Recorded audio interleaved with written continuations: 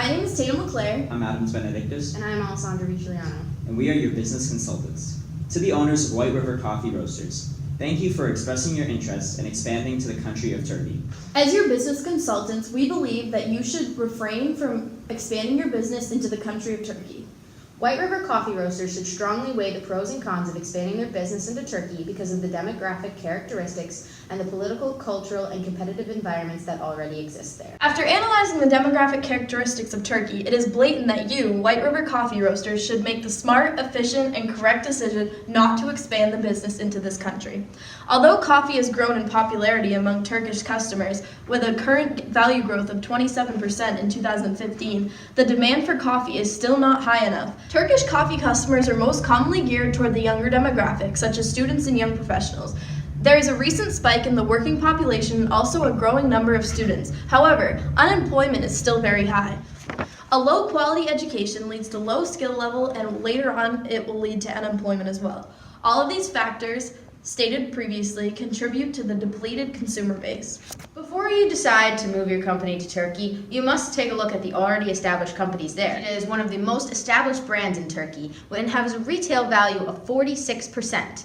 They're also the first company to offer instant coffee. Coffee pods are also growing rapidly in Turkey, and White River Coffee Roasters must consider if they wish to produce them. White River Coffee Roasters must also look at the tea competitors as well as specialty drinks, breakfast, and lunch, because that's also what they offer. One company in Turkey has a value share of 53%, and the international companies who sell tea have a 24% value share. So White River Coffee Roasters has to really consider if they wish to enter the competitive tea environment. In conclusion, the competitive environment that the White River Coffee Roasters would face with big name brands such as Starbucks and Nestle, along with smaller locally known coffee shops, would be too great and would consequently set them up for failure.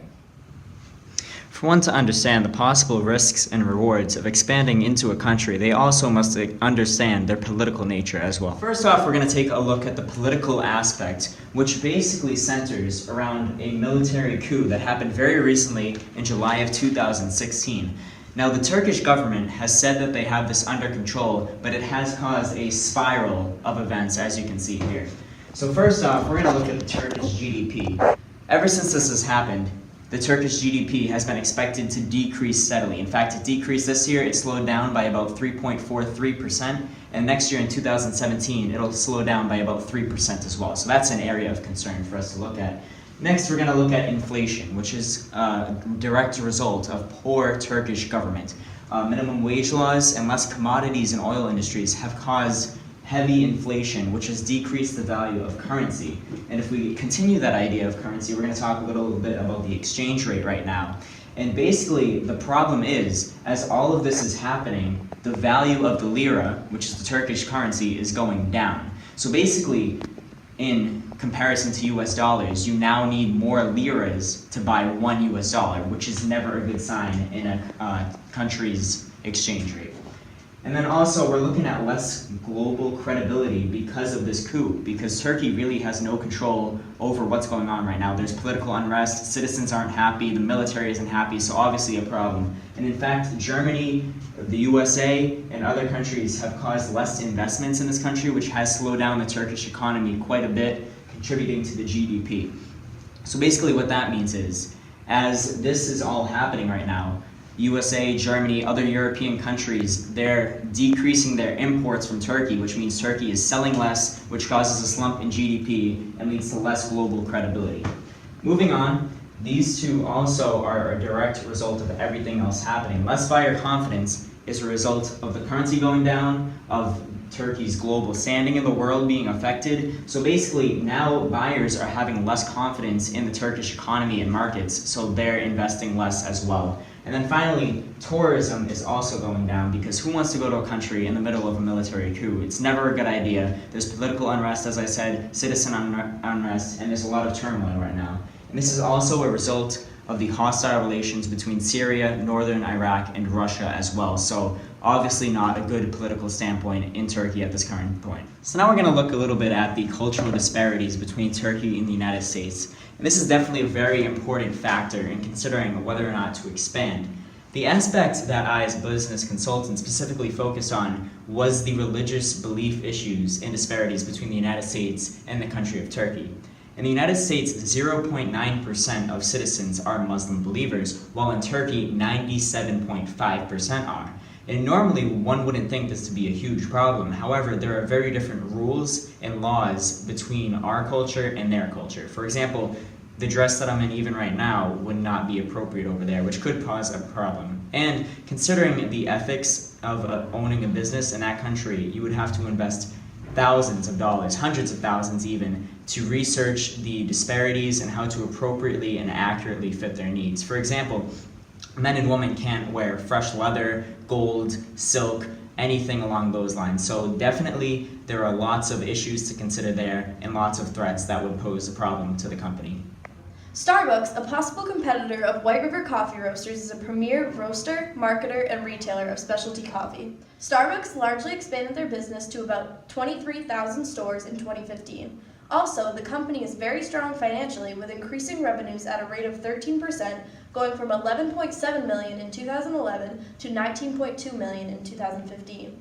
White River Coffee Roasters is not a widely known company, which will hurt its chances to expand globally. Another recommendation that we have for White River Coffee Roasters is that if they do choose to expand to Turkey, they have to consider the different consumer tastes there.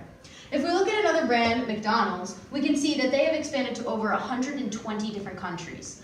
By doing this, they've looked at the different styles and tastes of the different countries and tweaked their menu to appeal to them. In Greece, they use different Greek sauces and pita bread on their menu. France, they use local cheeses and mustards, and in Saudi Arabia, they use different spices to try to appeal to the different tastes of these countries. If White River Coffee Roasters wants to expand, they're going to have to consider changing their menu. They're going to need to change some of their menu items if they wish to appeal to the consumer tastes of Turkey, which could prove to be a difficult task. So now, taking all of this into account, we're really just going to summarize this at this point and assess the decision on whether or not to expand into the country of Turkey. So looking at our pros here, you can see there's not a lot of options. Basically, a bigger consumer base is the only pro that we can really find when assessing this decision. So basically, more people will find out about the products, but there are a lot of cons assessed with this decision, and there are a lot of risks as well. So first, we talked about the demographics. We talked about the uneducated population, the unemployed population, and those people really aren't the most inclined coffee buyers and coffee users. So that's definitely a negative for White River when assessing whether or not to go to Turkey.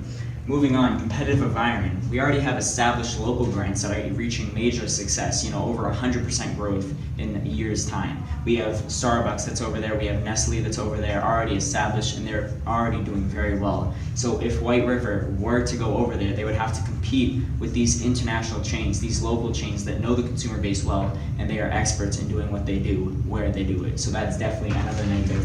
And then also, lastly, we talked about politics and culture.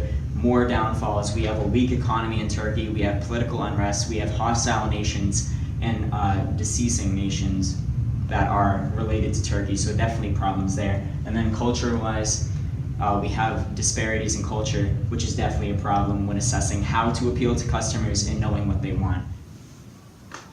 The demographic characteristics, political and cultural environment, and competitive environment that we researched led us to the decision not to recommend this expansion into Turkey.